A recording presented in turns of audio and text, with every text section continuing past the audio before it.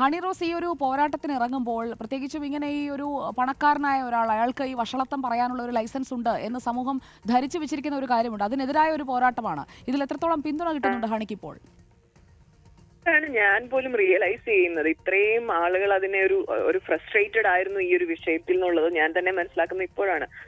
അത്രയധികം ഒരു ഹ്യൂജ് സപ്പോർട്ടാണ് എനിക്ക് സമൂഹത്തിൽ നിന്നും കിട്ടുന്നത്. എന്റെ ഇൻഡസ്ട്രിയിൽ നിന്നായാലും അല്ലെങ്കിൽ മറ്റു മേഖലയിൽ നിന്നൊക്കെ ആയാലും ഒത്തിരി ആളുകൾ വിളിച്ചിട്ട് അല്ലെ മെസ്സേജ് അയച്ചിട്ടൊക്കെ എന്റെ അടുത്ത് പറയുന്നു, ഇപ്പം നിങ്ങൾ ഈ എടുത്തൊരു ഡിസിഷൻ അത് നേരത്തെ നിങ്ങൾ ചെയ്യേണ്ടതായിരുന്നു എന്നാണ് ആളുകൾ പറയുന്നത്. നിങ്ങൾ ഇത്രയും വൈകിപ്പോയി എന്നുള്ളതിലുള്ള ഒരു ബുദ്ധിമുട്ടാണ് പല ആളുകൾ എന്നോട് പറയുന്നത്. തീർച്ചയായും എനിക്കും അത് തോന്നിയിട്ടുണ്ട്. കാരണം ഹണിയെ വെറുതെ ഇട്ട് കൊത്തി വലിക്കുന്നത് ഈ സമൂഹ മാധ്യമങ്ങളിലൊക്കെ ഒരാവശ്യവുമില്ലാതെ ഒരാളുടെ വ്യക്തിപരമായ ചോയ്സാണ് എന്ത് വസ്ത്രം ധരിക്കണം, എങ്ങനെ പ്രത്യക്ഷപ്പെടണം എന്നൊക്കെ ഉള്ളത്. അപ്പോൾ ആ ഹണിയുടെ ആ വ്യക്തിപരമായ ചോയ്സിൽ പോലും ഇടപെട്ടുകൊണ്ട് മനഃപൂർവ്വം അപമാനിക്കുന്നതായി തോന്നിയിട്ടില്ലേ? അത്തരക്കാരെ കൂടി അകത്താക്കേണ്ടതല്ലേ? ഇതൊക്കെ ഒന്ന് അവസാനിപ്പിക്കേണ്ടേ? ഹണി ഒരു ക്രൂസൈഡറായി ഇറങ്ങുകയാണെങ്കിൽ അത് നടക്കുമെന്നാണ് തോന്നുന്നത്.